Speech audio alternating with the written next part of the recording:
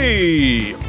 This week, we are talking about jury duty, Goodnight Oppy, I don't even know what that is, and a spoiler-free Picard Finale review. And now your host, Mike Indeglio. How many frames a second are we going at?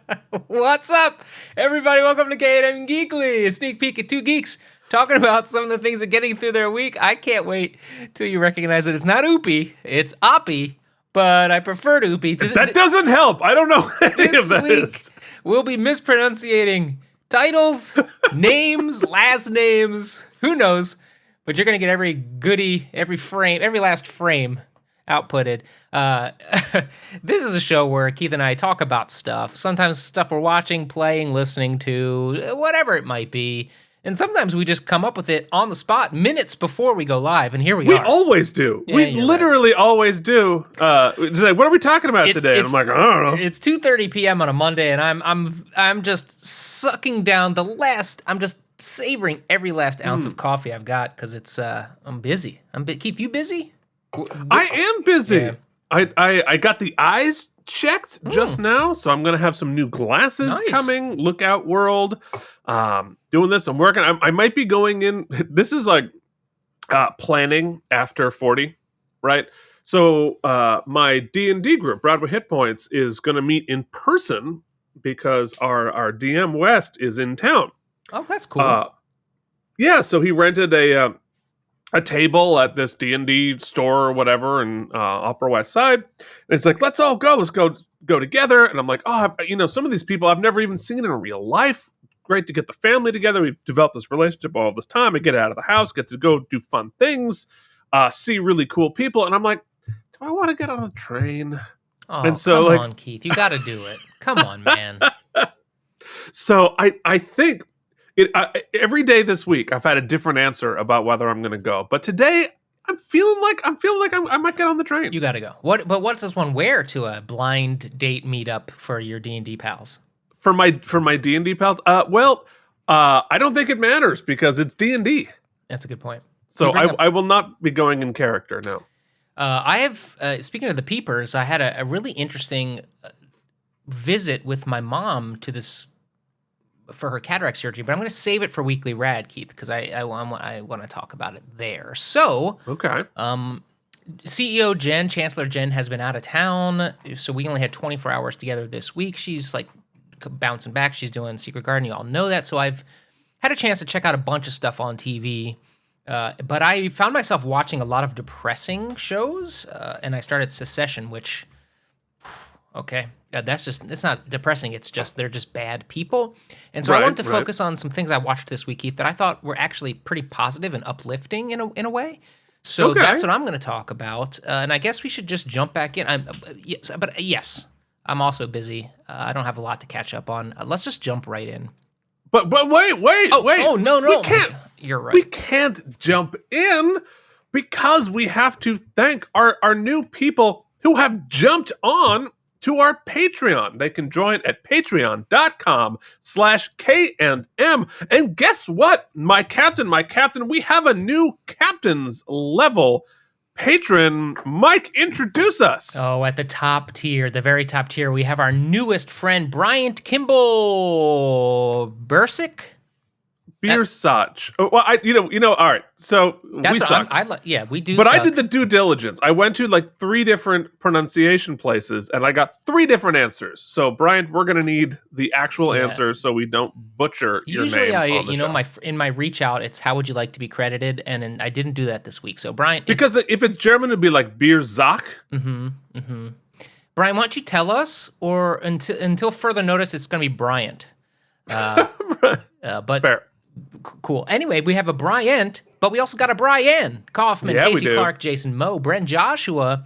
Thank you for sending me stuff in the mail. He's on vacation right now. Very jealous. Andrew Hayes, Jorge Navo, and the mysterious, she's still mysterious, Worf's Boot Shivs. Yes. Ryan Coleman, Charles Babbage. Ryan? Who the hell is Ryan? Richard Coleman. There's so many Bryants and Ryans. Richard Coleman, Charles Babbage, CRM Productions, Keith's dad, at Grim_Toys, Delusions at Noon. Spoiler free, I thought this episode was. If Mike already has a spoiler. JD Makes, Colin Dagan, Chris Mitchell, our good buddy Pat.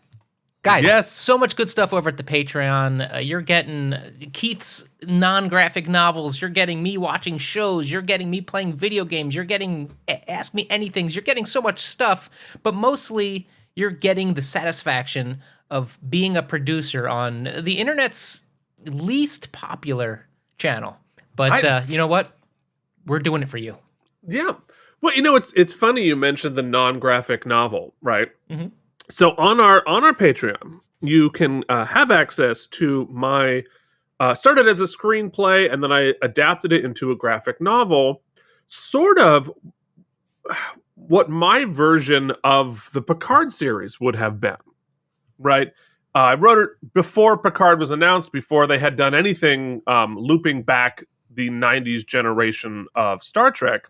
And I'm like, how do we get one final movie with our heroes, and not just Next Gen, but Deep Space Nine and Voyager? Like, how do I find a satisfying conclusion to that? Because Nemesis was not a satisfying conclusion. So anyway, so I wrote the screenplay, and actually, had it read by some of the producers who liked it and said it held together, which I appreciated. But it was going to be too expensive. So anyway, they moved on, did a whole bunch of other things. But I adapted it into the graphic novel with no graphics, because without the license, there's absolutely no reason for an artist to spend their time filling all that in, because we can't sell it, because it's right. And now the canon conflicts. Like, there's no way this could be part of the current canon. But so here's my thought. I'm wondering if we're going to reach the point where I can illustrate it with AI, which I think was the perfect use of it, because I do not want AI replacing artists any more than I want them to replace writers and musicians and all of that. But an undertaking like this doesn't make sense for an artist to do, to invest the amount of time and effort it would take to illustrate a 3-part, 350-page graphic novel. But with AI, that starts to become much more doable. I don't think we're there yet, but we're probably not that far off. I'm pretty excited. Maybe someday I'll be able to fill that out. I was just reading an article on Google's Google's kind of apparently lagging in some of the AI chatbot type situations, but that's mostly because they're holding back because of reasons.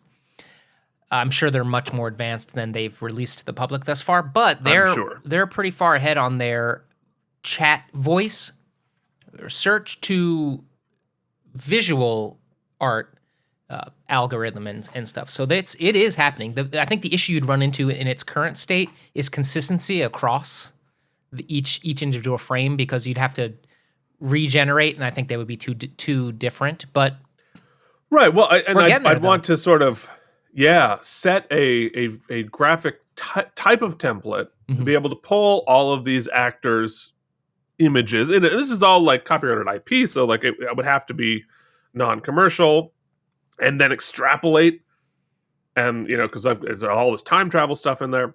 Anyway, it's just a thought that I had that I think is That's pretty interesting. Cool. People are enjoying it, so thanks everybody who's checked out Keith's graphic novel. You can get that at patreon.com/K&M. And we got a lot of cool stuff coming up on Geekly, because the summer blockbuster movies, it's jam-packed for the next few months, and I am down the street from a nice movie theater that is generally empty during the weekdays. So I'm going to be going to a lot of movies this summer, Keith. So I'm going to be checking them out. Maybe some with my brother. Thanks to him for guest starring last week in the car. Yes. And who knows, if Keith gets himself up to the Upper West Side, who knows? He might even go to the movies, folks. We might hear from Keith. No. I'm going for people. I'm going for human companionship reasons. Well, speaking of human companionship and lack thereof, I'm actually going to be jumping back into two things on the video game front, Keith. I've got a whole list of single-player, short, walking simulator / narrative experiences, much like the Before Your Eyes thing I did a few weeks back. Walking simulators? That's what they're called, man. You could just walk outside. I think it means there's not a lot of shooty-shoot gameplay. It just means you kind of are walking from narrative beat to narrative beat. But I have a list of those I'm going to be playing and probably posting on the Patreon. And also, I'm jumping into my backlog, which includes a lot of games that were big and popular, but I'm excited to talk about. One is this game called Control by Remedy Studios, which is supposed to be awesome. It won all kinds of awards, and I have it, and I haven't got a chance to play it. So I think that's next. It's a sci-fi adventure, Keith. So with a lot of narrative, it's very Twin Peaksy. So I'm excited about that. Okay, fun. Let's start this week's show, and I want to start with a reality TV show that's sort of genre bending and doing something a little bit different, and it is on a television app everyone has, Keith. Everyone's got it. So there's no excuse not to watch it. And it is called... No excuses. Freevee. My sister texted me about 2 weeks ago and said, you got to watch this show called Jury Duty. It's on Freevee. And I said to my sister, what's wrong with you? She leeches a lot of my subscriptions. My sister makes a lot of money, but she's still like, hey, could I get your such and such login? Got to get your such and such login. And I don't want to say no, so I just give it. I'll give it. But in my head, I'm thinking, just get your own subscription. Now, it's okay to share a couple things. Fair. It's okay to share a couple things. But I feel like everybody's I'm the guy, right? Well, you have to share like the board. Everybody shares an equal amount. I agree. I thought there was some give, but it doesn't work that way as much in my family. There's a lot more take than give, but that's a different podcast, okay? So I said to my sister, Freevee, I said, why don't you hire a Native American storyteller to just tell you the lore? Because how cheap are you is what I was saying. Right. No, I'm trying to think through what that was supposed to mean. I'm going to tell you. Let me explain it. Come with me around the block, if you will. Oh, I'm not sure if anybody... When we were in elementary school, we went to the library one day, and they had hired a Native American, they was just called a storyteller, who, before books and before the internet, way back in the day, if you will, just like there was a chief and there was a medicine person. I know, but one of the major cultural pieces of the a particular Native American tribe was the storyteller who was charismatically could tell tales, right? So I was like, my point was, the analogy I was making was, are you so cheap that you can't watch something on HBO Max, that you got to use the free app? Why don't you might as well just hire a storyteller. Okay, that was my point. I was basically calling her cheap on text, Keith. Didn't translate to our podcast. My apologies. Anyway, it just so happened that I guess Freevee is spending a lot of money on marketing because they were shoving it down my throat on every app I was looking at. So I downloaded it. Here's the show. I was like, let me watch it. Here's the basic pitch, okay? Keith, you and I have both been on jury duty before. We've talked about it. We have. Mm-hmm. It's a pretty mundane experience overall, I would say. But what if you created a case that was pretty mundane and you wrote a script from beginning to end, from the jury selection process all the way through the resolution, right? And all of the little bits in between. And then you went on to Craigslist and you put out a casting call and say you're doing a documentary on the process of jury duty. Now, obviously, you could never really do this because privacy, but not everybody would know that. So they cast this guy. You're looking at him. His name is Ronald. And everyone on the series and that Ronald encounters, everyone is an actor, an improv actor, for a 17-day sequestered trial, civil trial. Ronald has no idea.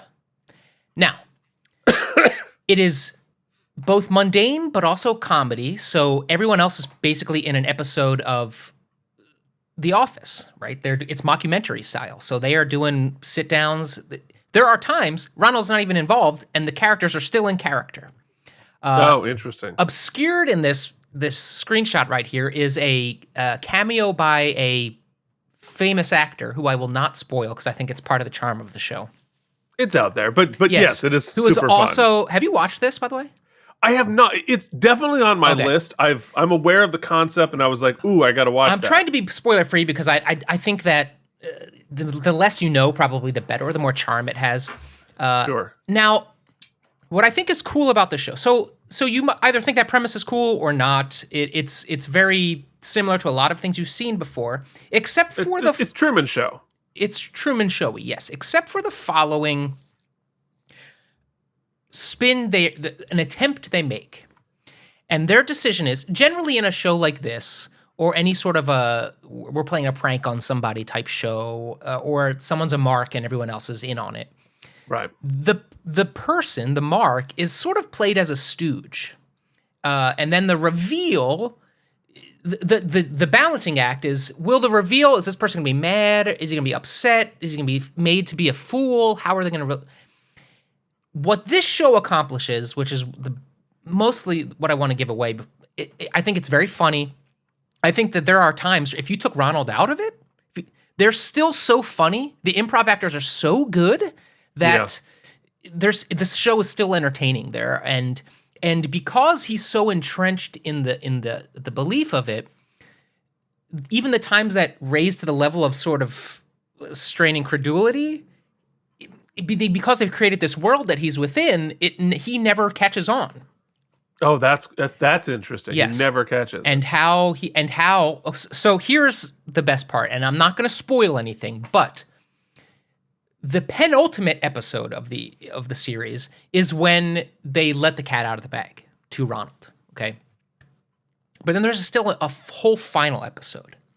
And in the final episode, what they do, which I think is just so genius, is show the next 5 hours after they let Ronald know that what's going on. They take him behind the scenes and show him how they shot the show. He gets to sit down with all of the actors. He gets to, they all treat him as though he is the star of the show, and they're patting him on the back. He then becomes a member of the cast, and they all kind of get together and chat and have a decompression. So he never feels like an a-hole. And right. I don't want to give it away. Well, from what I've read about this, they were expecting him to reveal himself to be a dirtbag, and at every turn is like, he's a really good guy. He's an incredible guy, and in fact, the way it's all set up, and some of the things they show times in the series is at the end in the finale. Once again, I'm going to keep it really, really spoiler free.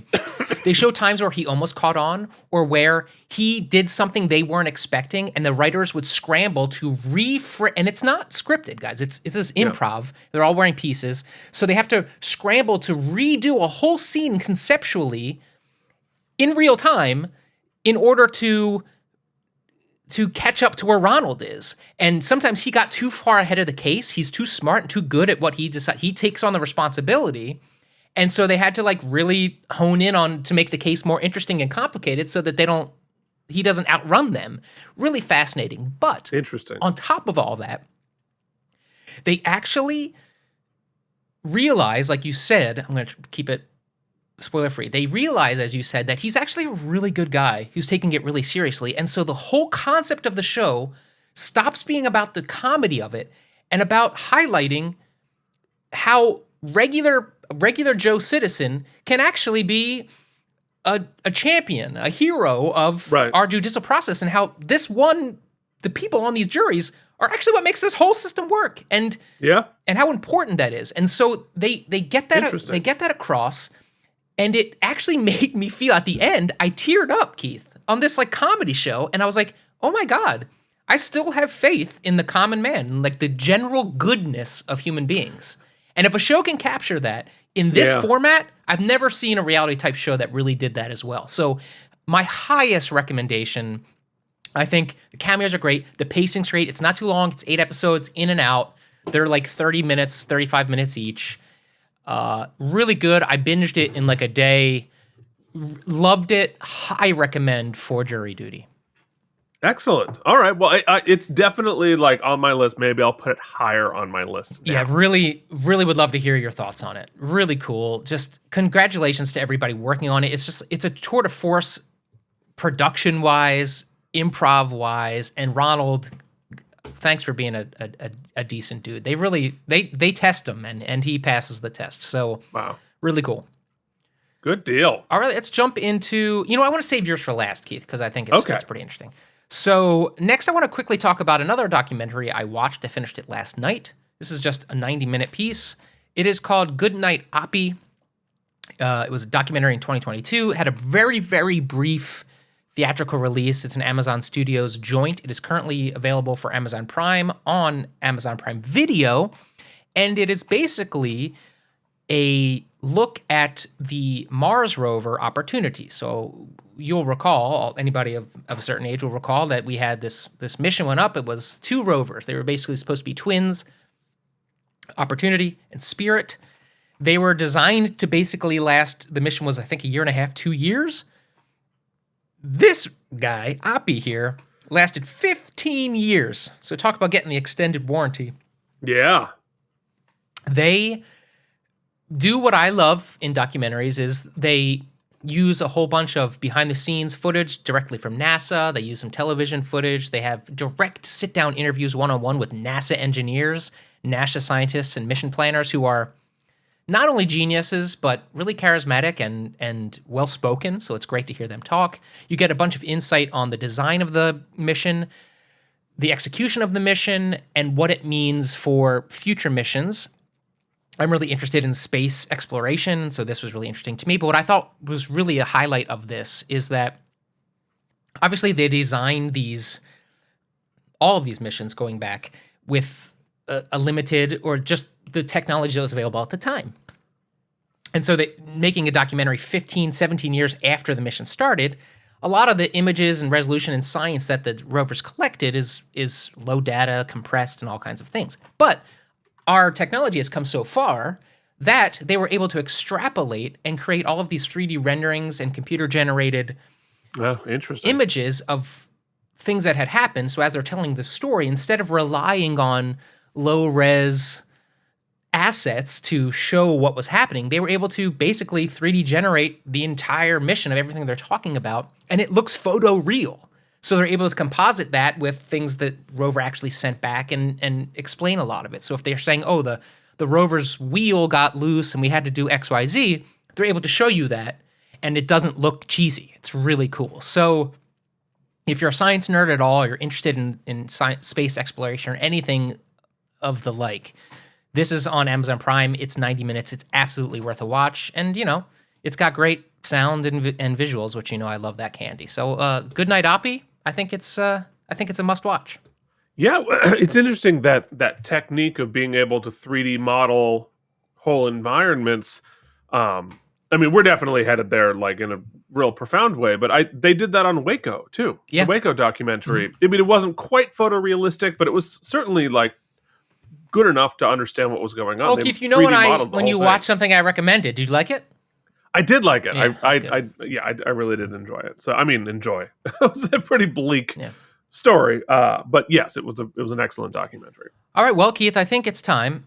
Everybody knows that I've been complaining because you won't let me watch Star Trek Picard season 3, but you did. It's series. Yes. The series is over now, right? The series is done now, and so I want to do this spoiler free.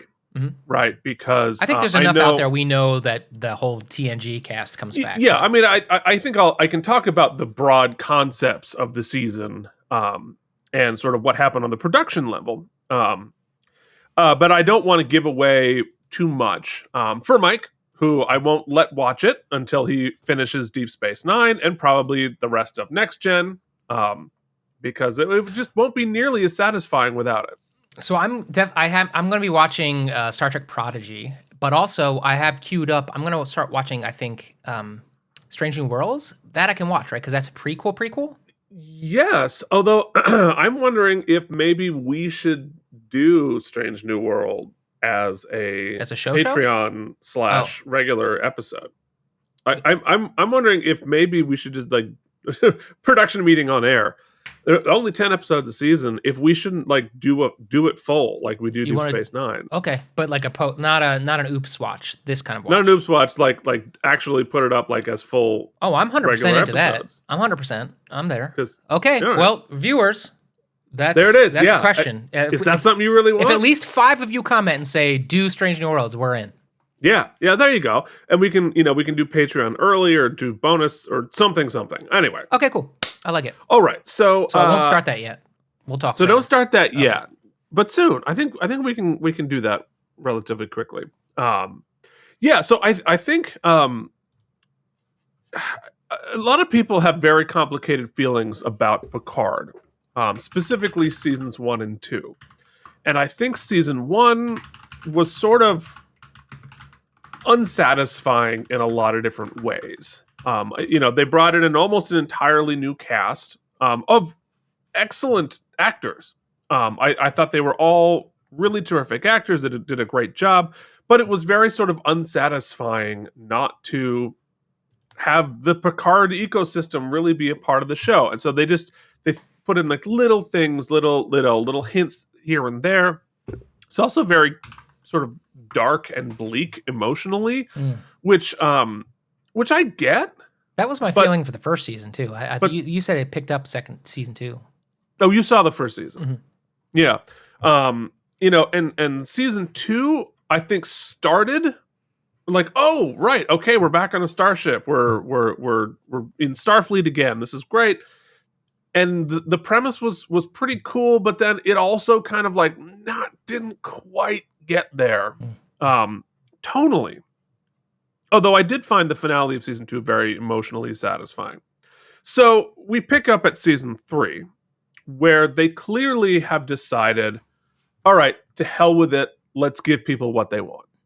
Right? So they basically jettisoned the entire cast other than Picard and Raffi, played by Michelle Hurd, of the non-legacy characters. So Jerry Ryan is still there as 7 of 9, but they're like, you know what? It's not what people want. People want Starfleet, Starship, and they bring back the entire cast of Next Gen and do so in, I think, a incredibly satisfying way. I wasn't quite sure at the beginning, because it was hard to tell what was going on, and it felt like a little bit bleak, a little bit scene chewy from our villain. But as it went along, as we brought in each of the characters sort of one by one, it did a great job of balancing all of the original cast members, giving each of them a story, a chance to shine. And then when we get to the finale, which is basically, it's over an hour. It's not a full feature length, but it's a pretty substantial episode. And we finally reveal what the hell's going on. And we have the one, we knew all the cast members were going to come back, right? But there's one cameo that I'm not going to give away, but that was the real eye-opener, the real jaw-dropper that comes in episode 9. I'm like, oh, crap. I did not expect to see that back. And so that was what they invested to make that happen was incredibly exciting and incredibly satisfying. And by the end, I was completely invested. It was, it did, I feel like it did all wrap up a little too quickly between when we find out what's really going on and then we resolve it. I thought that maybe could have been 3 or 4 episodes. But honestly, like the emotional experience hitting into that dopamine of the classic stuff that we're all friends.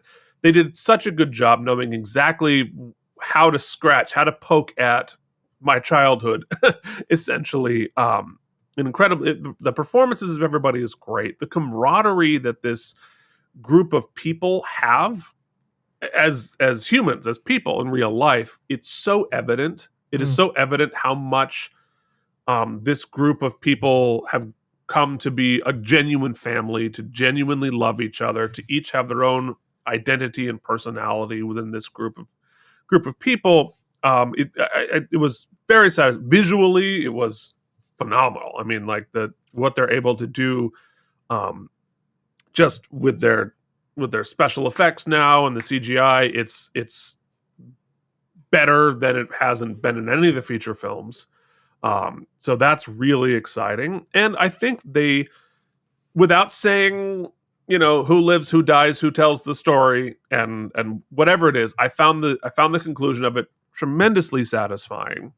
And certainly set up what appears to be, I would be shocked, A new series. Oh, a series. Okay. A whole new spin-off series. You know, I know they're going to start going into sort of feature films. I hope that what they set up is a series, not a film. And they laid it out on a plate. I mean, it was very obvious that we're setting up a new series here, with introducing the cast of that new series throughout this season. Yeah, I can't wait. Like, I really hope they make that series. It's I would be thrilled. It'd be super exciting. Is there a finality for this group of folks? Do you feel, or they couldn't really do that because they were laying breadcrumbs for something to come? No. I mean, without spoiling, without trying to spoil, this new series is not about the next gen group. Mm-hmm. And so, there definitely is a finality for the next gen crew, but not necessarily closing the door on everything. Mm-hmm. So keep that wallet open. Well, yeah, and it's clear they had a great time. You know, they did such a great job of allowing the characters to age and be who they are. They, you know, they designed the uniform that I would need. Like, they're like, oh yeah, we've designed this to give a little extra space for the girth, so you're not in that stupid jumpsuit. So I know I'm speaking in a lot of generalities here, intentionally, but the score of it, the visuals of it, while I was disappointed in season 1, I was meh on season 2. Season 3, especially the conclusion, phenomenal. I sat there in my chair saying, hell yeah! Maybe a silly question, but, you know, because generally I think fans that are going into this are going to go into it. But let's say there are fans more like me that are a little more general, or, you know, because you say they jettison most of the plot, could you pop in on just season 3? You could. I know you're not a Pip and Popper. I'm just saying. I mean, yes, you could absolutely have a good experience watching it. If you've never seen any other Trek, whatever, you'd wonder, like, why are there a bunch of old people running around? But what's the point? Yeah. Like, this is we are serving an ecosystem that we have spent 35 years building. The foundation of this series is 35 years of world building, character building, relationship building. Why the hell would you just jump in at the end? Don't go yelling at people. I was just asking a question. Mike, no. You don't want to scold people. I scold you. Get back. Throw on Paramount Plus. Watch Next Gen from the beginning. Maybe start season 3. I got other shows. All right. So that's cool. I'm excited. I'm excited to get there when I'm 90. It's in 4K. Does Paramount Plus 4K it? Yes. Okay, great. I believe so, yeah. All right, Keith, what about Weekly Ride? What do you got for me? Oh, well, I haven't really. All right, I'll say this. So I got my eyes checked again today, and I think the ability of technology. I'm going to say something that, like, it's very un-American, but it definitely is a lot easier now. The prospect of getting glasses when we were kids, right? It was a huge investment in time. I mean, you're paying $600, $800 for your glasses, you know, which you stepped on and broke immediately, and you got lost, and your prescription, and you had no control over what you were doing. Today, the ability that we have to, get our prescription and have it not be this, like, weird thing that you don't understand. You type it in online. You can order any number of glasses at any price range you want. If you want to support your small local business, fantastic. There aren't many of them anymore, which is too bad. So, like, is it really worse to give Zenny my money than Walmart? I don't know. Like, but point being, my ability today to get my eyes checked, I've already ordered 3 pairs of glasses with all the bells and whistles for under $100. You're gonna come to my house, and I just think that the ability getting just glasses used to be very difficult and very expensive, and so a lot of people went without. And it used to be, because remember, like, was it the Shriners? You're donating your old glasses, and I don't know if that's as necessary anymore, because it's not a $500 thing. It can be a $20 thing to get a real pair of glasses, and to be able to the technology that it uses, that it'll scan my face. I can see the glasses on my face in 3D rendered video instantly. They now own my life, and they can hack into my life, but they already could. So I would just say, like, it's really cool to be able to, like, get my new prescription for the first time since like 2008. So that's the purchase process. But to back it up one step, I went to the eye doctor 2 months ago, and there was an option when I made my appointment online. Do I want the in-person doctor or virtual doctor? And there was a scheduling difference between them. Like, I had much more opportunity for the latter. So I was like, whatever. I got the latter. And it's cool. I went into the LensCrafters or the Cohens or whatever it was, and you sit, and there's like 6 seats, and you'd sit in one, you put your face on it tells you what to do, and then you sit in the second one, it tells you what to do, you do it, you do all the things, and then you go sit in a room, and then they zoom in an eye doctor, and they are looking at your results in Tennessee, and they talk to you, and then you go. I didn't talk to a person. I just, my question was like, how much longer till we can just do that online? Because already there are some contacts things that'll just scan. I do it all on my phone, and it does a test. So we're getting close to not needing it was cool. So the whole process is getting automated. I don't know how I'd feel about that if I were an optometrist, but there's everything else in the world. Like, it's there are pluses and minuses to all of these things. But that's usually the assistant who's doing all that stuff anyway. You talk to the doctor at the end. It's like the dentist. You go to the dentist. You're not really going to a dentist. You see the dentist for like 11 seconds. It's the hygienists. Anyway, well, along those lines, Keith, my quick weekly rad is this. My mom is going through it right now. She just has a lot of upkeep. It's like her car is getting up there in miles, so there's a lot of maintenance, right? So next week I'm taking her in for carpal tunnel surgery. I'll talk to you all about that. This will be the second time she's had it. But also she's getting double cataract removal surgery.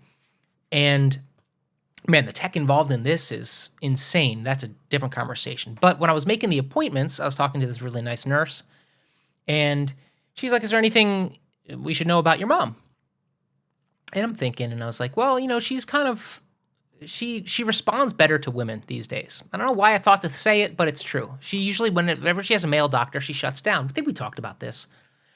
Even if they're very kind, it has nothing to do, that's just my mom. Sure. So I mentioned it offhandedly, and she's like, okay, well, all right, great to know, blah, blah, blah. She's like, let me call you back. She calls me back, and she gives me a series of appointments. So we have to go in for the pre-op and the thing, and they're like, set aside 3 hours. So we go in. First, we meet with this. We end up meeting with about 6 people over the course of the day. They do this test, they do that test. Then you got to talk to somebody about which type of frame you want. Then they have somebody who explains the surgery. Then they have somebody this, that. That's not my point. Throughout that day, it was about 3.5 hours. We spoke to maybe 12 people and interacted with 3 doctors. Every human being, from when we walked in the door to when we left, was a woman. Wow. Not a man to be found. Now, I don't know if that's how this practice specializes. I don't know if it was random course, but I believe it's because this nurse figured out which center to send me to that was predominantly women, and they made notes, and we spoke to a woman at every station along the way.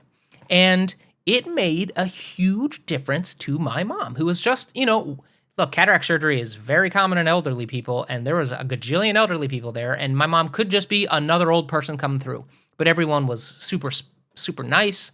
They spoke to her very kindly, took the time that was necessary, and because of that, she was in a great mood. We left, we had lunch, and she just had a great day. And so I don't know if it's Tower Health of Philadelphia. I don't know if it's the Chester County Eye Surgery Center. I don't know who to thank, but I just think it's cool that I don't even know how to conceptualize what I'm experiencing. But the experience as a whole was cool, and that, it's not a woke thing. It's just her preference because of her traumas in her life, And I'm glad that it was people took especially in the medical industry, the medical field, took the time to make her feel okay. Well, I think what it is, and I've seen this in other places too, and really appreciated it.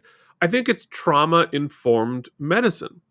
One of my best friend's wife wrote a book on trauma-informed education, and I think we as a society now are giving more weight and more deference to stuff like that. Mm-hmm. And that we're all complex people and we all have different stuff, whether we have a startle reaction, whether we have a reaction to men or whatever, and to be cognizant of that and to give that weight and to pay attention to that. I think that is very, very important and leads to better outcomes for everybody. Mm-hmm. And so that's great that they took, hopefully, I'm assuming they took the time to give that weight, and for everybody's benefit. Everybody benefits if we're able to communicate, what we need and what we need to feel, because who knows what the trauma, it may not even be trauma, it could be something else, whatever it is. It's good that in this world that has, started to devolve into like, screw you for having thoughts and feelings that are vulnerable in some fashion, right? Yeah. That there is some part of our architecture as a country pushing back on that and giving space to people who are different and have different experiences. Well, folks, that all said, I think that's going to wrap it up this week for K&M Geekly. Don't forget to check out our other shows on the channel. We've got Mike and Keith. Ooh, he switched it. Keith and Mike watch Deep Space Nine. Let us know if you want to see us watch Strange New Worlds, because I think we're going to do it whether you care or not. We also... what else do we do? We look at Star Trek Toys, our flagship show, and also Your Customs. This week is a cool one, and coming up this weekend, really cool. Really cool. I don't want to say anything about it. So check it out. We will be back next week. Until then, you know what? Keep on doing all those things that you find fun. Don't let anyone yuck your yum, and keep on geeking on.